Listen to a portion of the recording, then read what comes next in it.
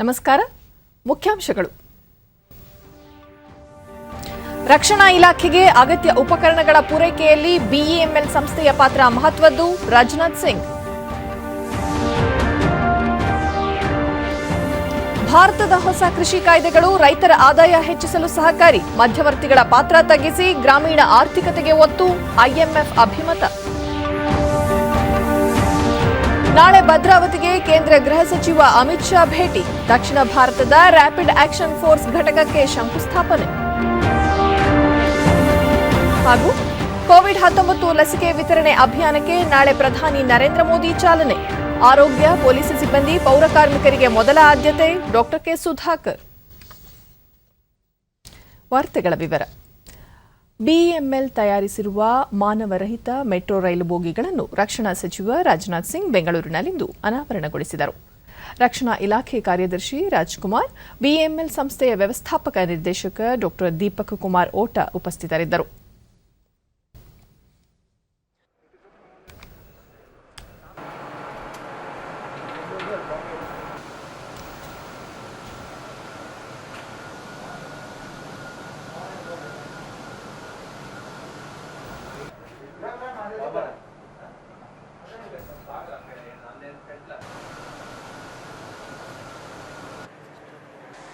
ಬಳಿಕ ಅವರು ವಿಜ್ಞಾನ ಮತ್ತು ತಂತ್ರಜ್ಞಾನದ ಫಲವಾಗಿ ಮಾನವರಹಿತ ರೈಲು ಇಂದು ಅನಾವರಣಗೊಂಡಿರುವುದು ಸಂತಸದಾಯಕ.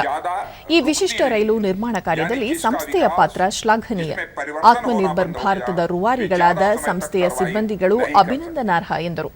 ದೇಶದ ಅಭಿವೃದ್ಧಿಗೆ ಪೂರಕವಾಗಿ ಸಾರ್ವಜನಿಕ ಸಂಸ್ಥೆಗಳಿಂದ ಮಹತ್ತರ ಕಾರ್ಯ ಸಾಧ್ಯವಾಗಿದ್ದು, ಕೋವಿಡ್-19 ಸಂದಿಗ್ಧ ಸಂದರ್ಭದಲ್ಲಿ ಯಾವುದೇ ಹಿಂಜರಿಕೆ ಇಲ್ಲದೆ ಉತ್ತಮ ಕಾರ್ಯ ನಿರ್ವಹಿಸಿವೆ ಎಂದರು. ರಕ್ಷಣಾ ಇಲಾಖೆಗೆ ಅಗತ್ಯ ಉಪಕರಣಗಳ ಪೂರೈಕೆ ಕಾರ್ಯದಲ್ಲಿ ಬಿಇಎಂಎಲ್ ಸಂಸ್ಥೆಯ ಕಾರ್ಯಕ್ಷಮತೆ ಪ್ರಶಂಸನೀಯವಾದುದು.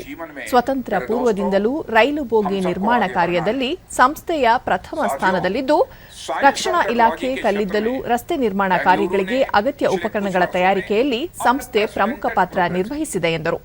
ವಿಜ್ಞಾನ ಮತ್ತು ತಂತ್ರಜ್ಞಾನದ ಕ್ಷೇತ್ರದಲ್ಲಿ ಬೆಂಗಳೂರು ಅಭೂತಪೂರ್ವ ಪ್ರಗತಿ ಸಾಧಿಸಿದೆ. ಇಸ್ರೋ, ಡಿಆರ್ಡಿಒ, ಬಿಎಚ್ಇಎಲ್ ಸೇರಿದಂತೆ ಹಲವು ಸಂಸ್ಥೆಗಳು ದೇಶವನ್ನು ಉನ್ನತ ಸ್ಥಾನಕ್ಕೆ ಕೊಂಡೊಯ್ಯುವಲ್ಲಿ ಪ್ರಮುಖ ಪಾತ್ರ ನಿರ್ವಹಿಸಿವೆ ಎಂದರು. ದೇಶದ ಪ್ರಗತಿಗೆ ಪೂರಕವಾಗಿ ಕಾರ್ಯನಿರ್ವಹಿಸಲು ಬಸವಣ್ಣನವರ ತತ್ವಾದರ್ಶಗಳು ನಮಗೆ ಸ್ಫೂರ್ತಿದಾಯಕವಾಗಿವೆ. ರಕ್ಷಣಾ ಇಲಾಖೆ ಹಲವು ಮಹತ್ತರ ಸಾಧನಗಳ ಉತ್ಪನ್ನದಿಂದ ಸಣ್ಣ ಕೈಗಾರಿಕೆಗಳು ಸೇರಿದಂತೆ ಸುಮಾರು 50,000ಕ್ಕೂ ಹೆಚ್ಚು ಉದ್ಯೋಗ ಸೃಷ್ಟಿಯಾಗಲಿದೆ.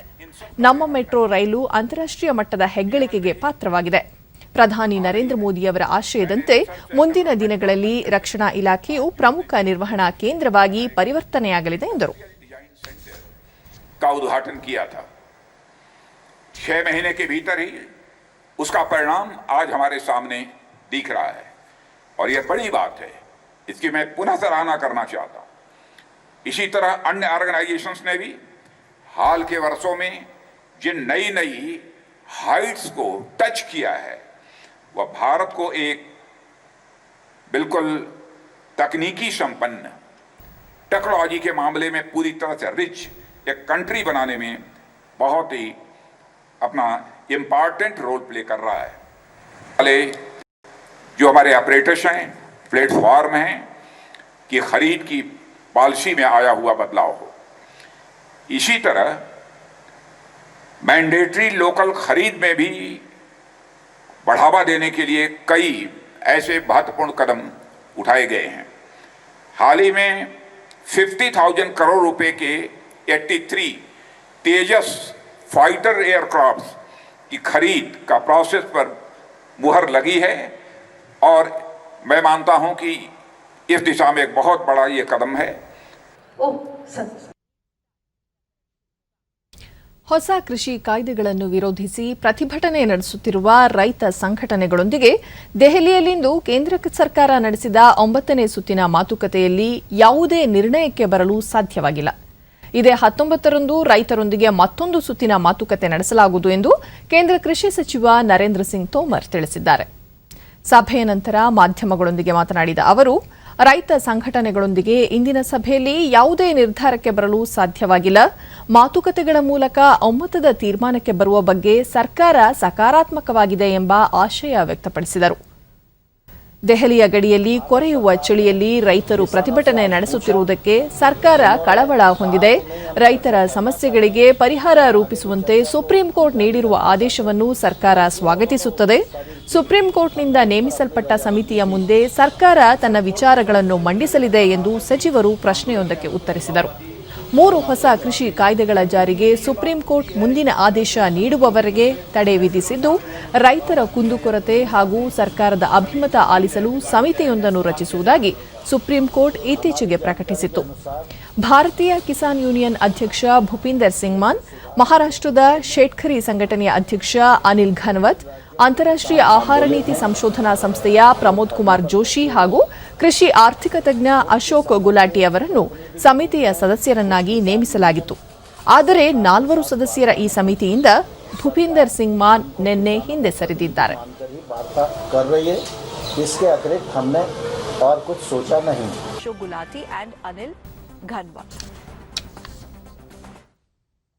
ಭಾರತ ಸರ್ಕಾರ ರೂಪಿಸಿರುವ 3 ಹೊಸ ಕೃಷಿ ಕಾಯ್ದೆಗಳ ಸುಧಾರಣೆಗೆ ಹೆಚ್ಚಿನ ಅವಕಾಶ ಕಲ್ಪಿಸಿ ಕೃಷಿ ವಲಯದ ಸಾಮರ್ಥ್ಯವನ್ನು ಗಮನಾರ್ಹವಾಗಿ ಹೆಚ್ಚಿಸಲಿವೆ ಎಂದು ಅಂತಾರಾಷ್ಟ್ರೀಯ ಹಣಕಾಸು ನಿಧಿ IMF ಹೇಳಿದೆ. ಹೊಸ ಕಾಯ್ದೆಗಳು ಮಧ್ಯವರ್ತಿಗಳ ಪಾತ್ರವನ್ನು ತಗ್ಗಿಸಲಿದ್ದು ದಕ್ಷತೆಯನ್ನು ಹೆಚ್ಚಿಸಲಿವೆ ಎಂದು ಅಂತಾರಾಷ್ಟ್ರೀಯ ಹಣಕಾಸು ನಿಧಿಯ ಸಂವಹನ ನಿರ್ದೇಶಕಿ ಗ್ಯಾರಿ ರೈಸ್ ಹೇಳಿದ್ದಾರೆ. ಭಾರತದಲ್ಲಿ ಕೃಷಿ ವಲಯ ಸುಧಾರಣೆಯಲ್ಲಿ ಈ ಕಾಯ್ದೆಗಳು ಮಹತ್ವದ ಪಾತ್ರ ವಹಿಸುವ ಸಾಮರ್ಥ್ಯ ಹೊಂದಿವೆ ಎಂದು ಅವರು ಹೇಳಿದ್ದಾರೆ. ಈ ಕಾಯ್ದೆಗಳಿಂದಾಗಿ ರೈತರು ನೇರವಾಗಿ ಮಾರಾಟಗಾರರೊಂದಿಗೆ ಸಂಪರ್ಕ ಸಾಧಿಸಲು ಸಾಧ್ಯವಾಗಲಿದೆ. ಮಧ್ಯವರ್ತಿಗಳ ಹಾವಳಿ ತಪ್ಪಿಸುವ ಜೊತೆಗೆ ದಕ್ಷತೆ ಹೆಚ್ಚಿಸಿ ಗ್ರಾಮೀಣ ಆರ್ಥಿಕತೆಗೆ ಬೆಂಬಲ ಒದಗಿಸಲಿದೆ ಎಂದು ಅವರು ತಿಳಿಸಿದ್ದಾರೆ.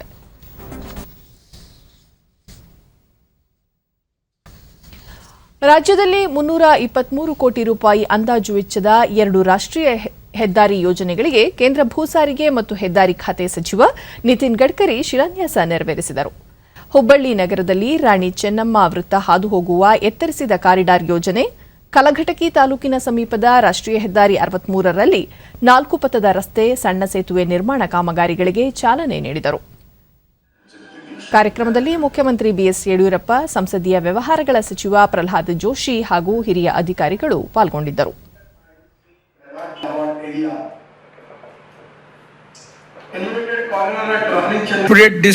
ಈ ಸಂದರ್ಭದಲ್ಲಿ ಸಚಿವ ನಿತಿನ್ ಗಡ್ಕರಿ, ಕರ್ನಾಟಕ ಅತ್ಯಂತ ಪ್ರಗತಿಪರ ರಾಜ್ಯವಾಗಿದ್ದು ಇಲ್ಲಿನ ಅಭಿವೃದ್ಧಿಗೆ ಎಲ್ಲಾ ರೀತಿಯ ನೆರವು ಒದಗಿಸಲಾಗುವುದು. ಉತ್ತರ ಕರ್ನಾಟಕ ಭಾಗದ ಸಮಗ್ರ ಅಭಿವೃದ್ಧಿಗೆ ಪೂರಕವಾಗುವ ಹೆದ್ದಾರಿ ಅಭಿವೃದ್ಧಿಗೆ ಒತ್ತು ನೀಡಿದ್ದು, ಮಹಾರಾಷ್ಟ್ರ ಹಾಗೂ ತೆಲಂಗಾಣ ರಾಜ್ಯಗಳನ್ನು ಸಂಪರ್ಕಿಸುವ ಹಲವು ಕಾಮಗಾರಿಗಳು ರಾಜ್ಯಕ್ಕೆ ಪೂರಕವಾಗಿವೆ. ಬಾಕಿ ಉಳಿದಿರುವ ಕಾಮಗಾರಿಗಳನ್ನು ಪೂರ್ಣಗೊಳಿಸಲು ರಾಜ್ಯ ಸರ್ಕಾರ ವಿವಿಧ ಬ್ಯಾಂಕುಗಳಿಂದ 3 ರಿಂದ 4 ಸಾವಿರ ಕೋಟಿ ರೂಪಾಯಿಗಳ ಸಾಲ ಪಡೆದು ಪೂರ್ಣಗೊಳಿಸಲು ಮುಂದಾಗಬೇಕು. ಮುಂದಿನ 10 ವರ್ಷಗಳಲ್ಲಿ ಸಾಲ ಮರುಪಾವತಿಗೆ ಸೂಕ್ತ ಕಾರ್ಯಯೋಜನೆಯನ್ನು ರೂಪಿಸಿಕೊಳ್ಳಬೇಕು ಎಂದು ಸಲಹೆ ಮಾಡಿದರು. ಕರ್ನಾಟಕ ಎಲ್ಲ ರೀತಿಯಿಂದಲೂ ಅಭಿವೃದ್ಧಿ ಹೊಂದುತ್ತಿದ್ದು, ಬೆಂಗಳೂರು ನಗರ ಮಾಹಿತಿ ತಂತ್ರಜ್ಞಾನ ಕ್ಷೇತ್ರದಲ್ಲಿ ಮಹತ್ವದ ಮೈಲಿಗಲ್ಲು ಸಾಧಿಸಿದೆ. ಆದರೆ ಇಲ್ಲಿನ ಸಂಚಾರಿ ಒತ್ತಡ ನಿಭಾಯಿಸಲು ಮತ್ತೊಂದು ವರ್ತುಲ ರಸ್ತೆ ನಿರ್ಮಾಣ ಮಾಡುವ ಕುರಿತು ಮುಖ್ಯಮಂತ್ರಿ ಬಿಎಸ್ ಯಡಿಯೂರಪ್ಪ ಅವರೊಂದಿಗೆ ಈಗಾಗಲೇ ಚರ್ಚಿಸಲಾಗಿದೆ. ಮುಂಬೈ ಗೋವಾ ಬೆಂಗಳೂರು ಚೆನ್ನೈ ಎಕ್ಸ್ಪ್ರೆಸ್ ಹೆದ್ದಾರಿಗಳ ಅಭಿವೃದ್ಧಿಗೆ ವಿಶೇಷ ಗಮನ ಹರಿಸಲಾಗಿದೆ. ಉತ್ತರ ಕನ್ನಡದ ಬೇಲಿಕೇರಿ ಬಂದರು ಅಭಿವೃದ್ಧಿ ಸರ್ಕಾರದ ಆದ್ಯತೆಯಾಗಿದ್ದು, ಮಂಗಳೂರು ಬಂದರು ಅಭಿವೃದ್ಧಿಗೂ ಕೇಂದ್ರ ಸರ್ಕಾರ ಗಮನ ಹರಿಸಲಿದೆ. ಶಿರಾಡಿ ಘಾಟ್ನ ರಸ್ತೆ ಅಭಿವೃದ್ಧಿಯಿಂದಾಗಿ ಮಂಗಳೂರು ಬಂದರಿನ ವಹಿವಾಟು ಹೆಚ್ಚಲು ಸಹಕಾರಿಯಾಗಿದೆ ಎಂದು ಸಚಿವ ನಿತಿನ್ ಗಡ್ಕರಿ ಹೇಳಿದರು. There we are facing some problem. We are making the tunnel and all the things are there. But the forest clearance is very crucial. And now, by making the improvement in the Ghat section, it is going to increase the turnover of the Mangalore port, which is going to create more employment potential in the Mangalore part of the Karnataka. ಮುಖ್ಯಮಂತ್ರಿ BS Yediyurappa, ರಾಜ್ಯದ ರಸ್ತೆ ಅಭಿವೃದ್ಧಿ ಯೋಜನೆಗಳಿಗೆ ಕೇಂದ್ರ ಸರ್ಕಾರ ಸೂಕ್ತ ರೀತಿಯಲ್ಲಿ ಸ್ಪಂದಿಸುತ್ತಿದ್ದು, ಕಾಲಮಿತಿಯಲ್ಲಿ ಕಾಮಗಾರಿಗಳನ್ನು ಪೂರ್ಣಗೊಳಿಸಲು ಸೂಕ್ತ ಸಹಕಾರ ನೀಡಬೇಕು ಎಂದು ಮನವಿ ಮಾಡಿದರು.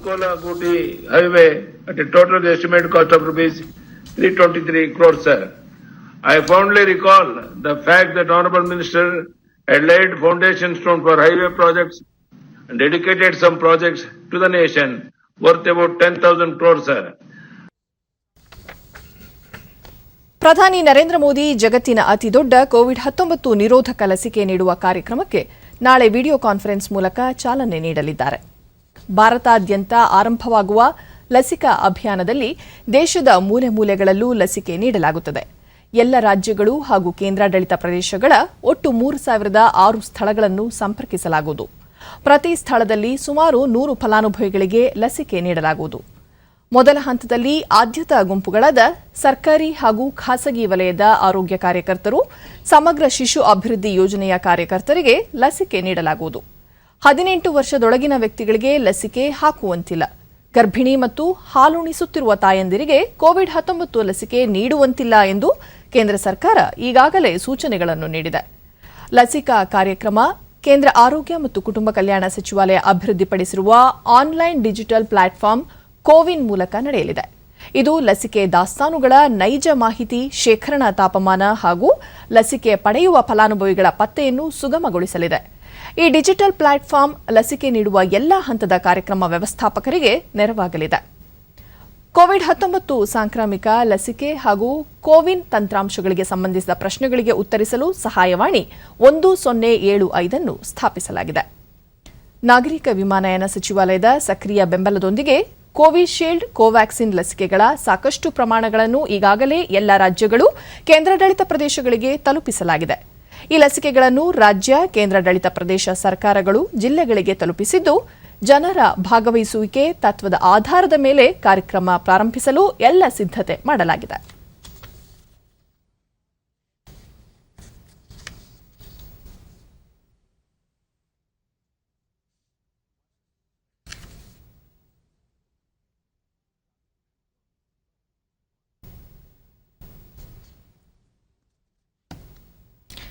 ಇತರ ಲಸಿಕೆಗಳನ್ನು ಪಡೆಯುವ ಸಂದರ್ಭದಲ್ಲಿ ಉಂಟಾಗುವ ಅಡ್ಡ ಪರಿಣಾಮಗಳು ಕೋವಿಡ್ ಲಸಿಕೆ ಪಡೆಯುವಾಗಲೂ ಉಂಟಾಗಲಿವೆ ಎಂದು ಕೇಂದ್ರ ಆರೋಗ್ಯ ಸಚಿವ ಡಾ ಹರ್ಷವರ್ಧನ್ ತಿಳಿಸಿದ್ದಾರೆ.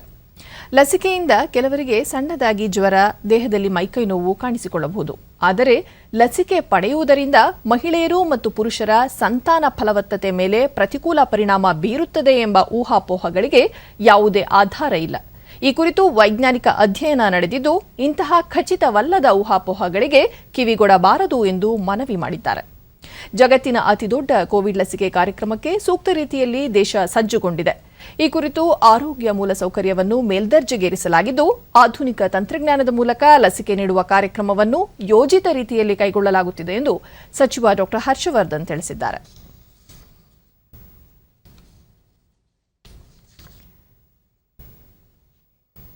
ಕೇಂದ್ರ ಗೃಹ ಸಚಿವ ಅಮಿತ್ ಶಾ ಭದ್ರಾವತಿಯಲ್ಲಿ ನಾಳೆ ರ್ಯಾಪಿಡ್ ಆಕ್ಷನ್ ಫೋರ್ಸ್ ಘಟಕಕ್ಕೆ ಶಂಕುಸ್ಥಾಪನೆ ನೆರವೇರಿಸಲಿದ್ದಾರೆ ಎಂದು ಸಂಸದ ಬಿವೈ ರಾಘವೇಂದ್ರ ತಿಳಿಸಿದ್ದಾರೆ. ಸಮಾರಂಭ ನಡೆಯುವ ಸ್ಥಳಕ್ಕೆ ಭೇಟಿ ನೀಡಿ ಪೂರ್ವ ಸಿದ್ಧತೆಗಳನ್ನು ಅವರು ಪರಿಶೀಲಿಸಿದರು.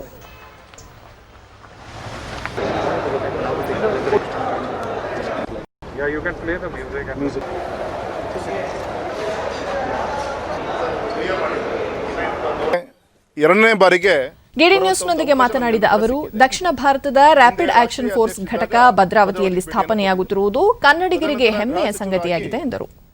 ಸಿಆರ್ಪಿಎಫ್ ಐಜಿಎಂಎಸ್ ಭಾಟಿಯಾ ಮಾತನಾಡಿ, ಆರ್ಎಎಫ್ನ 97ನೇ ಘಟಕದ ಮುಖ್ಯ ಕಚೇರಿಗೆ ಕೇಂದ್ರ ಗೃಹ ಸಚಿವ ಅಮಿತ್ ಶಾ ಭೂಮಿ ಪೂಜೆ ನೆರವೇರಿಸಲಿದ್ದಾರೆ. ಗಣ್ಯರು ಭಾಗಿಯಾಗಲಿದ್ದಾರೆ ಎಂದು ತಿಳಿಸಿದರು. 97th Battalion RF headquarters, and the Bhumi Pujan and Shilanyas is being planned over here. It is a public function where the Honorable Chief Minister of Karnataka and other dignitaries will also be present on the stage. ಪ್ರಧಾನಮಂತ್ರಿ ಕೌಶಲ್ಯ ವಿಕಾಸ್ ಯೋಜನೆಯ 3ನೇ ಹಂತದ ಅಭಿಯಾನಕ್ಕೆ ದೇಶದ ಎಲ್ಲ 600 ಜಿಲ್ಲೆಗಳಲ್ಲಿ ಇಂದು ಚಾಲನೆ ನೀಡಲಾಯಿತು. ಕೌಶಲ್ಯ ಅಭಿವೃದ್ಧಿ ಮತ್ತು ಉದ್ಯಮಶೀಲತೆ ಸಚಿವಾಲಯದ ನೇತೃತ್ವದಲ್ಲಿ ನಡೆಯುತ್ತಿರುವ ಈ ಅಭಿಯಾನದಲ್ಲಿ ಹೊಸ ಯುಗ ಹಾಗೂ ಕೋವಿಡ್ ಸಂಬಂಧಿತ ಕೌಶಲ್ಯಗಳಿಗೆ ಹೆಚ್ಚಿನ ಆದ್ಯತೆ ನೀಡಲಾಗುತ್ತಿದೆ. ಕೌಶಲ್ಯ ಅಭಿವೃದ್ಧಿ ಸಚಿವ ಡಾ ಮಹೇಂದ್ರನಾಥ್ ಪಾಂಡೆ ಕೌಶಲ್ಯ ಅಭಿವೃದ್ಧಿ ಕೇಂದ್ರಗಳ ವಿದ್ಯಾರ್ಥಿಗಳೊಂದಿಗೆ ಸಂವಾದ ನಡೆಸಿದರು.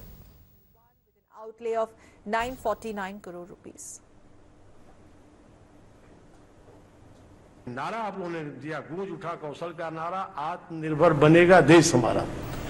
ये बड़ा ही मूल्यवान नारा हमारी सारी टीम ने दिया है। आज इसी नारे को चरितार्थ करने के लिए ಈ ಹಂತದಲ್ಲಿ ದೇಶದ 729 ಪ್ರಧಾನಮಂತ್ರಿ ಕೌಶಲ್ಯ ಕೇಂದ್ರಗಳು, ಸ್ಕಿಲ್ ಇಂಡಿಯಾ ವ್ಯಾಪ್ತಿಗೆ ಬರುವ 200ಕ್ಕೂ ಹೆಚ್ಚು ಐಟಿಐಗಳಲ್ಲಿ ಕೌಶಲ್ಯಭರಿತ ವೃತ್ತಿಪರತೆಗಾಗಿ ಸೂಕ್ತ ತರಬೇತಿ ನೀಡಲಾಗುವುದು. 2ನೇ ಹಂತದಲ್ಲಿ ಪಡೆದ ತರಬೇತಿ ಆಧಾರದ ಮೇಲೆ ಈಗಿನ ನೀತಿ ನಿರ್ಧಾರಗಳಿಗೆ ಪೂರಕವಾಗಿ ಹಾಗೂ ಕೋವಿಡ್-19 ಸೋಂಕಿನ ಪರಿಸ್ಥಿತಿಯಿಂದಾಗಿ ಪರಿಣಾಮ ಎದುರಿಸುತ್ತಿರುವ ವ್ಯವಸ್ಥೆಯನ್ನು ಸಶಕ್ತಗೊಳಿಸಲು ಸಚಿವಾಲಯ ಹಲವಾರು ಸುಧಾರಣೆಗಳನ್ನು ತಂದಿದೆ ಎಂದರು. ಈಗ ಜಾಹೀರಾತು, ನಂತರ ವಾರ್ತಾ ಪ್ರಸಾರ ಮುಂದುವರಿಯಲಿದೆ.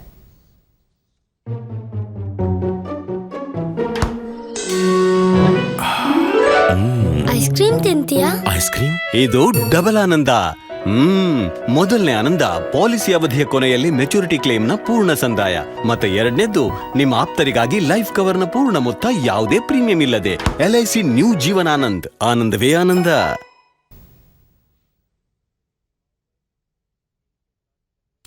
ರಾಜ್ಯದ 243 ಕೇಂದ್ರಗಳಲ್ಲಿ ಕೋವಿಡ್-19 ಲಸಿಕೆ ವಿತರಣೆ ಮಾಡಲಾಗುವುದು ಎಂದು ಆರೋಗ್ಯ ಮತ್ತು ವೈದ್ಯಕೀಯ ಶಿಕ್ಷಣ ಸಚಿವ ಡಾ ಕೆ ಸುಧಾಕರ್ ತಿಳಿಸಿದ್ದಾರೆ.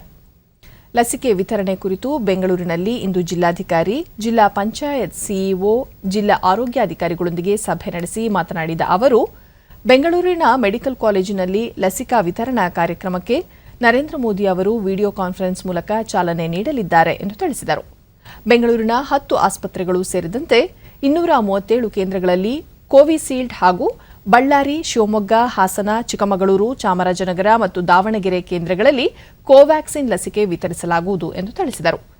7,17,439 ಆರೋಗ್ಯ ಸಿಬ್ಬಂದಿಗೆ ಲಸಿಕೆ ನೀಡಲು ನಿರ್ಧರಿಸಲಾಗಿದ್ದು, ಮೊದಲ ದಿನ 24,300 ಮಂದಿಗೆ ಲಸಿಕೆ ನೀಡುವ ಗುರಿ ಹೊಂದಲಾಗಿದೆ. ರಾಜ್ಯದಲ್ಲಿ 8,14,500 ಡೋಸ್ ಲಸಿಕೆ ಲಭ್ಯವಿದ್ದು, ಒಂದು ವಾರದಲ್ಲಿ ಮೊದಲ ಹಂತದ ಲಸಿಕೆ ವಿತರಣೆ ಪ್ರಕ್ರಿಯೆ ಮುಗಿಯಲಿದೆ ಎಂದರು. ಮೊದಲ ಡೋಸ್ ಪಡೆದ 28 ದಿನಗಳ ನಂತರ 2ನೇ ಡೋಸ್ ನೀಡಲಾಗುತ್ತದೆ. ಯಾವುದೇ ವದಂತಿಗಳಿಗೆ ಕಿವಿಗೊಡದೆ ಲಸಿಕೆ ಪಡೆಯುವಂತೆ ತಿಳಿಸಿದರು. ಮೊದಲನೇ ಹಂತದಲ್ಲಿ ಆರೋಗ್ಯ ಸಿಬ್ಬಂದಿ, ಪೊಲೀಸರು, ಪೌರ ಕಾರ್ಮಿಕರು ತಮ್ಮ ಹೆಸರುಗಳನ್ನು ನೋಂದಾಯಿಸಿಕೊಂಡಿರುವುದಾಗಿ ತಿಳಿಸಿದರು. ಭಾರತ ವಾರ್ತಾ ಮತ್ತು ಪ್ರಸಾರ ಸಚಿವಾಲಯದ ಬೆಂಗಳೂರಿನ PIB ಘಟಕ ಹಾಗೂ ಕರ್ನಾಟಕ ಮಹಿಳಾ ಪತ್ರಕರ್ತೆಯರ ಸಂಘದ ಸಹಯೋಗದಲ್ಲಿ ಕೋವಿಡ್-19 ಲಸಿಕೆ ವಿತರಣೆ ಕುರಿತು ಆನ್ಲೈನ್ ಸಂವಾದ ಕಾರ್ಯಕ್ರಮ ಇಂದು ಆಯೋಜಿಸಲಾಗಿತ್ತು. ಕಾರ್ಯಕ್ರಮದಲ್ಲಿ ಮುಖ್ಯ ಸಂವಾದಕರಾಗಿ ಆರೋಗ್ಯ ಮತ್ತು ಕುಟುಂಬ ಕಲ್ಯಾಣ ಇಲಾಖೆ ಆಯುಕ್ತ ಪಂಕಜ್ ಕುಮಾರ್ ಪಾಂಡೆ ಹಾಗೂ ಡಾ ಅರುಂಧತಿ ಚಂದ್ರಶೇಖರ್ ಪಾಲ್ಗೊಂಡಿದ್ದರು. ಪಂಕಜ್ ಕುಮಾರ್ ಪಾಂಡೆ ಲಸಿಕೆ ವಿತರಣೆ ಬಗ್ಗೆ ಮಾಧ್ಯಮಗಳು ಕೈಗೊಳ್ಳಬೇಕಾದ ಪಾತ್ರ ಕುರಿತು ವಿವರಿಸಿದರು.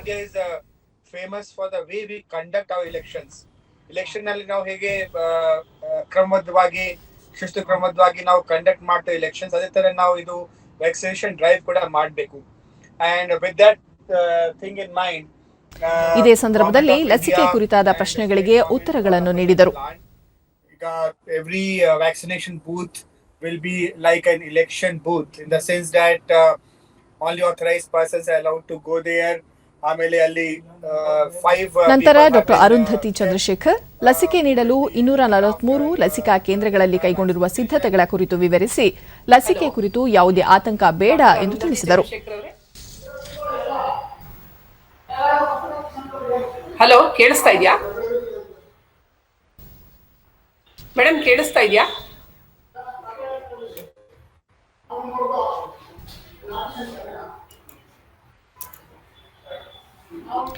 ಬಿಜೆಪಿ ಪಕ್ಷದಲ್ಲಿ ಸಚಿವಾಕಾಂಕ್ಷಿಗಳ ಸಂಖ್ಯೆ ಹೆಚ್ಚಿದ್ದು, ಪಕ್ಷದಲ್ಲಿ ಅಸಮಾಧಾನ ಭುಗಿಲೆದ್ದಿದೆ ಎಂದು ವಿಧಾನಸಭೆ ವಿರೋಧ ಪಕ್ಷದ ನಾಯಕ ಸಿದ್ದರಾಮಯ್ಯ ದಾವಣಗೆರೆಯಲ್ಲಿಂದು ತಿಳಿಸಿದ್ದಾರೆ.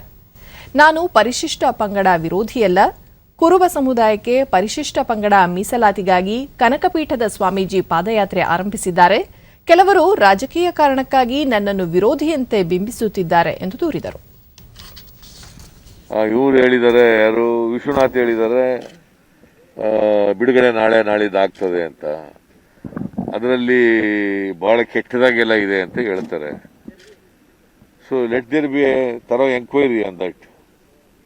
ಏನು ಅಂತ ಸತ್ಯ ಗೊತ್ತಾಗಬೇಕು ಜನಗಳಿಗೆ. ಬಿಜೆಪಿನಲ್ಲಿ ಅಸಮಾಧಾನ, ಮಂತ್ರಿ ಆಕಾಂಕ್ಷಿಗಳು ಬಹಳ ಜನ ಇದ್ದರು. ಅದಕ್ಕೆ ಇಷ್ಟು ದಿನ ಮಾಡಿರಲಿಲ್ಲ ಯಡಿಯೂರಪ್ಪ. ಈಗ ಮಾಡಿಬಿಟ್ಟು ಎಲ್ಲರೂ ಕೂಡ ತಿರುಗಿ ಬಿದ್ದಿದ್ದಾರೆ. ದೇಶದ ಉತ್ತರದ ಗಡಿಗಳಲ್ಲಿ ನೆರೆಯ ದೇಶ ಚೈನಾ ಏಕಪಕ್ಷೀಯವಾಗಿ ಯಥಾಸ್ಥಿತಿ ಬದಲಿಸಲು ಮುಂದಾಗಿರುವುದರಿಂದ ಗಡಿಗಳಲ್ಲಿ ಬಿಗುವಿನ ಪರಿಸ್ಥಿತಿ ಉಂಟಾಗಿದೆ. ನೆರೆಯ ದೇಶದ ಈ ಯತ್ನಗಳಿಗೆ ಸೂಕ್ತ ಪ್ರತ್ಯುತ್ತರ ನೀಡಲಾಗಿದ್ದು, ಗಲ್ವಾನ್ ಕಣಿವೆಯಲ್ಲಿ ಹುತಾತ್ಮರಾದ ನಮ್ಮ ವೀರ ಯೋಧರ ಬಲಿದಾನ ಯಾವುದೇ ಕಾರಣಕ್ಕೂ ವ್ಯರ್ಥವಾಗುವುದಿಲ್ಲ ಎಂದು ಸೇನಾ ಮುಖ್ಯಸ್ಥ ಜನರಲ್ ಎಂಎಂ ನರವಣೆ ಹೇಳಿದ್ದಾರೆ. ದೆಹಲಿಯ ಕಾರಿಯಪ್ಪ ಮೈದಾನದಲ್ಲಿಂದು 73ನೇ ಸೇನಾ ದಿನದ ಅಂಗವಾಗಿ ನಂತರ ಮಾತನಾಡಿದರು. ವಿವಾದಗಳನ್ನು ಮಾತುಕತೆ ಹಾಗೂ ರಾಜಕೀಯ ಪ್ರಯತ್ನಗಳ ಮೂಲಕ ಪರಿಹಾರ ಕಂಡುಕೊಳ್ಳಲು ನಾವು ಬದ್ಧರಾಗಿದ್ದೇವೆ. ನಮ್ಮ ತಾಳ್ಮೆಯನ್ನು ಯಾರೊಬ್ಬರೂ ಲಘುವಾಗಿ ಪರಿಗಣಿಸಬಾರದು ಎಂದು ಎಚ್ಚರಿಕೆ ನೀಡಿದರು. ದೇಶದ ಗಡಿ ಸಮೀಪವಿರುವ ತರಬೇತಿ ಶಿಬಿರಗಳಲ್ಲಿ 300ರಿಂದ 400 ಭಯೋತ್ಪಾದಕರು ಭಾರತಕ್ಕೆ ನುಸುಳಲು ಹೊಂಚು ಹಾಕುತ್ತಿದ್ದಾರೆ. ಕಳೆದ ವರ್ಷ ಕದನ ವಿರಾಮ ಉಲ್ಲಂಘನೆಗಳ ಸಂಖ್ಯೆ 44% ಹೆಚ್ಚಳಗೊಂಡಿದ್ದು, ಇದನ್ನು ನೋಡಿದರೆ ಪಾಕಿಸ್ತಾನದ ದುಷ್ಟ ಉದ್ದೇಶಗಳು ಏನು ಎಂಬುದು ಮನವರಿಕೆಯಾಗುತ್ತದೆ ಎಂದು ಹೇಳಿದರು. ಕಳೆದ ವರ್ಷ ಸೇನಾ ಪಡೆಗಳು ಗಡಿ ನಿಯಂತ್ರಣ ರೇಖೆ ಸಮೀಪ 200 ಭಯೋತ್ಪಾದಕರನ್ನು ನಿರ್ಮೂಲನಗೊಳಿಸಿ ಭಯೋತ್ಪಾದಕ ವಿರೋಧಿ ಕಾರ್ಯಾಚರಣೆಯನ್ನು ತೀವ್ರಗೊಳಿಸಿದೆ ಎಂದು ನರವಣೆ ತಿಳಿಸಿದರು. हमारे प्रयास जारी रहेंगे. पाकिस्तान आतंकवादियों को पनाह देने की अपनी आदत से लाचार है. सीमा पर प्रशासन शिविरों में तकरीबन 300 से 400 आतंकवादी घुसपैठ करने की फिराक में बैठे हैं. पिछले वर्ष सीज फायर वायलेशन में 44% बढ़ोतरी हुई, जो कि पाकिस्तान के नापाक इरादों का सबूत है. सरहद पार से ड्रोन्स और टनल्स के द्वारा भी हथियार की स्मगलिंग करने की कोशिश की गई. नियंत्रण रेखा पर हमारे सक्रिय ऑपरेशंस और मजबूत काउंटर इन्फिल्ट्रेशन ग्रिड से न केवल को दुश्मन को भारी नुकसान हुआ, बल्कि घुसपैठ की अनेक कोशिशों को नाकाम कर दिया गया. पिछले वर्ष सेना ने नियंत्रण रेखा और काउंटर टेररिस्ट ऑपरेशंस में 200 से भी अधिक आतंकवादियों को मार गिराया. इन प्रयासों से JNK में न केवल हिंसा की घटनाओं में काफ़ी गिरावट आई है, बल्कि आवाम को भी आतंकवाद से राहत मिली है. ವಾಯುಸೇನಾಧ್ಯಕ್ಷ ಏರ್ ಚೀಫ್ ಮಾರ್ಷಲ್ ಇದಕ್ಕೂ ಮುನ್ನ ದೆಹಲಿಯ ರಾಷ್ಟ್ರೀಯ ಯುದ್ಧ ಸ್ಮಾರಕಕ್ಕೆ ಸಶಸ್ತ್ರ ಪಡೆಗಳ ಮುಖ್ಯಸ್ಥ ಬಿಪಿನ್ ರಾವತ್, ಸೇನಾಪಡೆ ಮುಖ್ಯಸ್ಥ ಜನರಲ್ ಎಂಎಂ ನರವಣೆ, ಭಾರತೀಯ ವಾಯುಪಡೆ ಮುಖ್ಯಸ್ಥ air chief marshal RKS Bhadauria ಹಾಗೂ ನೌಕಾಪಡೆಯ ಮುಖ್ಯಸ್ಥ ಅಡ್ಮಿರಲ್ ಕರಮ್ವೀರ್ ಸಿಂಗ್ ಪುಷ್ಪಗುಚ್ಛವಿರಿಸಿ ಗೌರವ ಸಮರ್ಪಿಸಿದರು. ರಾಷ್ಟ್ರಪತಿ ರಾಮನಾಥ್ ಕೋವಿಂದ್ ತಮ್ಮ ಟ್ವೀಟ್ ಸಂದೇಶದಲ್ಲಿ ಭಾರತೀಯ ಸೇನೆಯಲ್ಲಿ ಜಾಗೃತರಾಗಿ ಕಾರ್ಯನಿರ್ವಹಿಸುತ್ತಿರುವವರಿಗೆ ನನ್ನ ನಮನಗಳು. ದೇಶಕ್ಕಾಗಿ ಪರಮೋಚ್ಚ ತ್ಯಾಗ ಮಾಡಿದ ಶೌರ್ಯವಂತರು ಸದಾ ಸ್ಮರಣೀಯ. ಬದ್ಧತೆಯಿಂದ ಕಾರ್ಯನಿರ್ವಹಿಸುವ ಧೈರ್ಯಶಾಲಿ ಸೈನಿಕರು, ಅವರ ಕುಟುಂಬ ಸದಸ್ಯರನ್ನು ದೇಶ ಸದಾ ಕೃತಜ್ಞತೆಯಿಂದ ಸ್ಮರಿಸುತ್ತದೆ ಎಂದಿದ್ದಾರೆ. ಪ್ರಧಾನಿ ನರೇಂದ್ರ ಮೋದಿ ತಮ್ಮ ಸಂದೇಶದಲ್ಲಿ ಭಾರತೀಯರ ರಕ್ಷಣೆಗಾಗಿ ಸೈನಿಕರ ಕೊಡುಗೆ ಅನನ್ಯ. ನಮ್ಮ ಸೈನ್ಯ ಬಲವಾದ, ಧೈರ್ಯಶಾಲಿ ಮತ್ತು ದೃಢ ನಿಶ್ಚಯದಿಂದ ಕೂಡಿದ್ದು, ನಮ್ಮ ಸೇನೆಯ ಮುಖ್ಯಸ್ಥರನ್ನು ನಾವು ಸದಾ ಹೆಮ್ಮೆಯಿಂದ ಸ್ಮರಿಸುತ್ತೇವೆ ಎಂದು ಹೇಳಿದರು. ರಕ್ಷಣಾ ಸಚಿವ ರಾಜನಾಥ್ ಸಿಂಗ್ ಭಾರತೀಯ ಸೇನೆಯ ಅದಮ್ಯ ಧೈರ್ಯ, ಶೌರ್ಯ, ತ್ಯಾಗ, ರಾಷ್ಟ್ರಕ್ಕಾಗಿ ಅವರ ನಿಸ್ವಾರ್ಥ ಸೇವೆಯ ಬಗ್ಗೆ ದೇಶ ಹೆಮ್ಮೆ ಪಡುತ್ತದೆ ಎಂದು ಹೇಳಿದ್ದಾರೆ.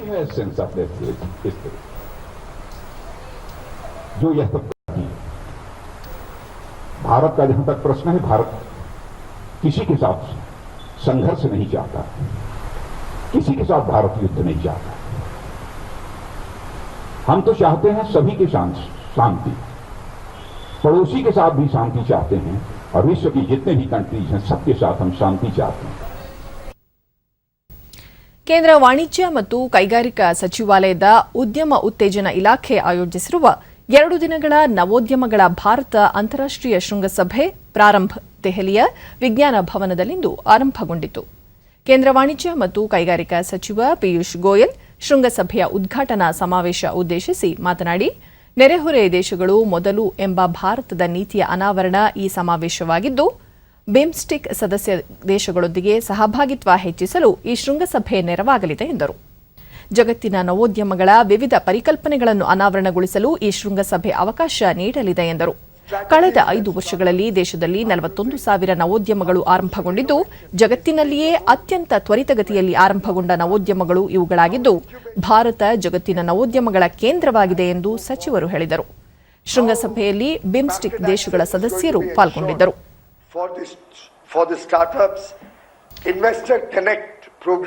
ಶೃಂಗಸಭೆಯ ಸಮಾರೋಪ ಸಮಾರಂಭವನ್ನು ಉದ್ದೇಶಿಸಿ ಪ್ರಧಾನಮಂತ್ರಿ ನರೇಂದ್ರ ಮೋದಿ ನಾಳೆ ಭಾಷಣ ಮಾಡಲಿದ್ದು, ನವೋದ್ಯಮಿಗಳೊಂದಿಗೆ ಸಂವಾದ ನಡೆಸಲಿದ್ದಾರೆ. ಸಫಾಯಿ ಕರ್ಮಚಾರಿಗಳ ರಾಜ್ಯಮಟ್ಟದ ಕಾರ್ಯಾಗಾರಕ್ಕೆ ಬಿಜೆಪಿ ಮುಖಂಡ ಬಿಎಲ್ ಸಂತೋಷ್ ಬೆಂಗಳೂರಿನ ಪುರಭವನದಲ್ಲಿಂದು ಚಾಲನೆ ನೀಡಿದರು. ಸಮಾರಂಭದಲ್ಲಿ ಆಯೋಗದ ಅಧ್ಯಕ್ಷ ಶಿವಣ್ಣ, ಸದಸ್ಯ ಜಗದೀಶ್ ಹಿರೇಮನಿ ಸೇರಿ ಮತ್ತಿತರರು ಉಪಸ್ಥಿತರಿದ್ದರು.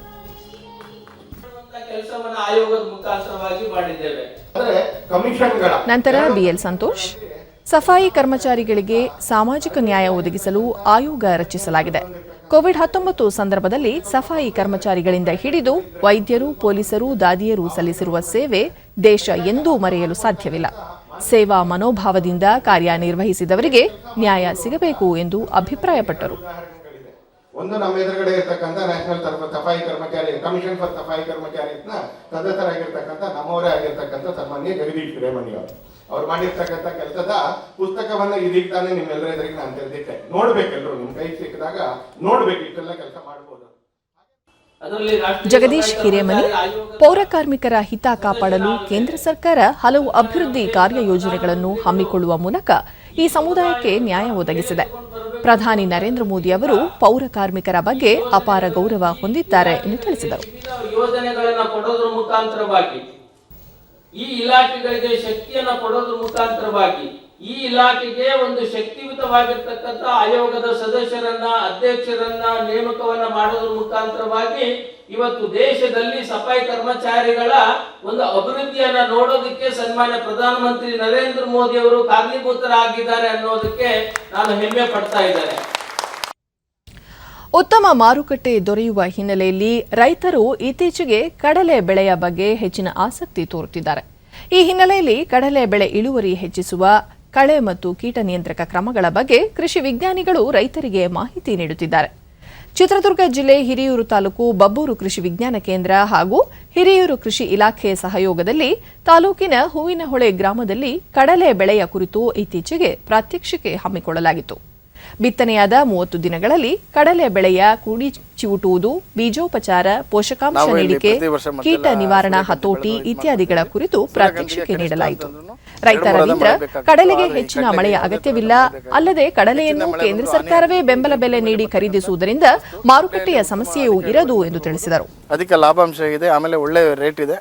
ಇದನ್ನ ಕೇಂದ್ರ ಸರ್ಕಾರದ ಖರೀದಿ ಮಾಡೋದ್ರಿಂದ ನಮ್ಗೆ ಯಾವುದೇ ರೀತಿಯಾದ ಮಧ್ಯವರ್ತಿಗಳಾಗಲಿ ಇನ್ನೊಂದಾಗಲಿ ಒಬ್ಬರು ಯಾರ್ದೂ ದಲ್ಲಾಳರು ಬೇಕಾಗಿರೋದಿಲ್ಲ. ನೇರವಾಗಿ ಸರ್ಕಾರನೇ ಖರೀದಿ ಮಾಡುತ್ತೆ, ನಾವು ನೇರವಾಗಿ ಸರ್ಕಾರಕ್ಕೆ ಕೊಡ್ತೀವಿ. ನಮಗೆ 1 ತಿಂಗಳು 1.5 ತಿಂಗಳಲ್ಲಿ ದುಡ್ಡು ಬರುತ್ತೆ. ಒಳ್ಳೆ ರೇಟ್ ರೈತ ಮಹಿಳೆ ಭಾಗ್ಯ, ಪ್ರಾತ್ಯಕ್ಷಿಕೆಯಿಂದ ಹೆಚ್ಚಿನ ಮಾಹಿತಿ ದೊರೆಯಿತು. ಆದರೂ ಈ ಬಾರಿ ಅಕಾಲಿಕ ಮಳೆ ಮತ್ತು ಜಿಂಕೆ ಹಾವಳಿಯಿಂದ ಸಾಕಷ್ಟು ಬೆಳೆ ಹಾನಿಯಾಗಿದೆ. ಜಿಂಕೆ ಹತೋಟಿಗೆ ಅರಣ್ಯ ಇಲಾಖೆ ಶಾಶ್ವತ ಪರಿಹಾರ ಒದಗಿಸಬೇಕು ಎಂದು ಮನವಿ ಮಾಡಿದರು. ಅರಣ್ಯ ಇಲಾಖೆಗೆ ತಿಳಿಸಿದೀವಿ ಸರ್, ಅವರು ಪರಿಹಾರ ಕೊಡ್ತೀವಿ ಅಂತ ಹೇಳ್ತಾರೆ, ಕೊಡ್ತಿದ್ದಾರೆ ಸರ್, ಆದ್ರೆ ಶಾಶ್ವತ ಪರಿಹಾರ ಇದಲ್ಲ ಸರ್. ಬೆಳೆ 30-35 ದಿನ. ಹಿರಿಯೂರು ತಾಲೂಕು ಕೃಷಿ ವಿಜ್ಞಾನಿ ಡಾಕ್ಟರ್ ಎಸ್ ಓಂಕಾರಪ್ಪ, ಕಡಲೆ ಬೆಳೆಯಲ್ಲಿ ಕುಡಿ ಚಿವುಟುವುದರಿಂದ ಇಳುವರಿ ಹೆಚ್ಚಳವಾಗಲಿದೆ. ಈ ಹಿನ್ನೆಲೆಯಲ್ಲಿ ಕುಡಿ ಚಿವುಟುವುದು, ಬೀಜೋಪಚಾರ, ಪೋಷಕಾಂಶ ನೀಡಿಕೆ, ಕೀಟಬಾಧೆ ಹತೋಟಿ ಇತ್ಯಾದಿಗಳ ಬಗ್ಗೆ ಪ್ರಾತ್ಯಕ್ಷಿಕೆ ನೀಡಲಾಯಿತು ಎಂದು ಮಾಹಿತಿ ನೀಡಿದರು. ಹೆಚ್ಚಿಗೆ ಮಾಡ್ಕೋಬಹುದು ಅನ್ನೋದನ್ನ ವೈಜ್ಞಾನಿಕವಾಗಿ ರೈತರು ಅನುಸರಿಸಿಬಿಟ್ಟು ಅದರ ಪ್ರಯೋಜನ ಪಡ್ಕೊಂಡಿದ್ದಾರೆ. ಟೆಂಪೋ ಟ್ರಾವೆಲರ್ ಮತ್ತು ಟಿಪ್ಪರ್ ನಡುವಿನ ಭೀಕರ ಅಪಘಾತದಲ್ಲಿ 9 ಮಹಿಳೆಯರು ಸೇರಿದಂತೆ 11 ಮಂದಿ ಅಸುನೀಗಿದ್ದು 5 ಮಂದಿ ತೀವ್ರವಾಗಿ ಗಾಯಗೊಂಡಿರುವ ಘಟನೆ ಇಂದು ಬೆಳಗಿನ ಜಾವ ಧಾರವಾಡ ಜಿಲ್ಲೆಯ ಇಟಿಗಟ್ಟಿ ಗ್ರಾಮದ ಬಳಿ ಸಂಭವಿಸಿದೆ. ದಾವಣಗೆರೆಯಿಂದ ಬೆಳಗಾವಿ ಕಡೆಗೆ ಹೊರಟಿದ್ದ ಟೆಂಪೋ ಟ್ರಾವೆಲರ್ ಮತ್ತು ಎದುರಾಗಿ ಬರುತ್ತಿದ್ದ ಟಿಪ್ಪರ್ ನಡುವೆ ಈ ಭೀಕರ ಅಪಘಾತ ಸಂಭವಿಸಿದೆ. ಗಾಯಾಳುಗಳನ್ನು ಹುಬ್ಬಳ್ಳಿಯ ಕಿಮ್ಸ್ ಆಸ್ಪತ್ರೆಗೆ ದಾಖಲಿಸಲಾಗಿದೆ. ಈ ಅಪಘಾತದಲ್ಲಿ ಜೀವ ಕಳೆದುಕೊಂಡ ಕುಟುಂಬಗಳಿಗೆ ಪ್ರಧಾನಿ ನರೇಂದ್ರ ಮೋದಿ ಸಂತಾಪ ಸೂಚಿಸಿದ್ದು, ಈ ಸಂಕಷ್ಟ ಸಮಯದಲ್ಲಿ ಸಂತ್ರಸ್ತ ಕುಟುಂಬಗಳಿಗೆ ದುಃಖ ಭರಿಸುವ ಶಕ್ತಿ ದೊರೆಯಲಿ, ಗಾಯಗೊಂಡವರು ಶೀಘ್ರ ಚೇತರಿಸಿಕೊಳ್ಳಲಿ, ದುಃಖ ತಪ್ತ ಕುಟುಂಬದ ಜೊತೆ ನಾವಿದ್ದೇವೆ ಎಂದು ಟ್ವೀಟ್ನಲ್ಲಿ ತಿಳಿಸಿದ್ದಾರೆ. ಕೊನೆಯಲ್ಲಿ ಮತ್ತೊಮ್ಮೆ ಮುಖ್ಯಾಂಶಗಳು.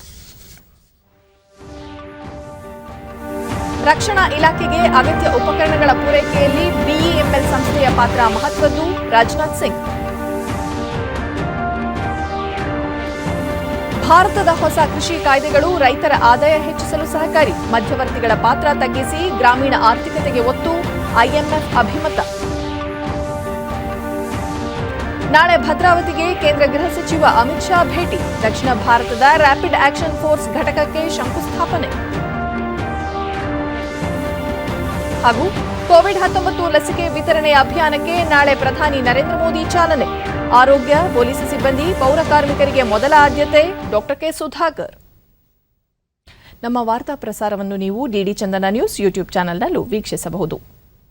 ವೀಕ್ಷಕರೇ, ತಪ್ಪದೇ ಮಾಸ್ಕ್ ಧರಿಸಿ. ನೀವು ಸುರಕ್ಷಿತವಾಗಿರುವುದರೊಂದಿಗೆ ನಿಮ್ಮವರನ್ನು ಸುರಕ್ಷಿತವಾಗಿರಿಸಿ. ಸರಿಯಾದ ಕ್ರಮದಲ್ಲಿ ಮುಖಗವಸನ್ನು ತಪ್ಪದೇ ಧರಿಸಿ. ನಮ್ಮ ಮುಂದಿನ ವಾರ್ತಾ ಪ್ರಸಾರ ರಾತ್ರಿ 9 ಗಂಟೆಗೆ ಡಿಡಿ ಚಂದನದಲ್ಲಿ. ನಮಸ್ಕಾರ.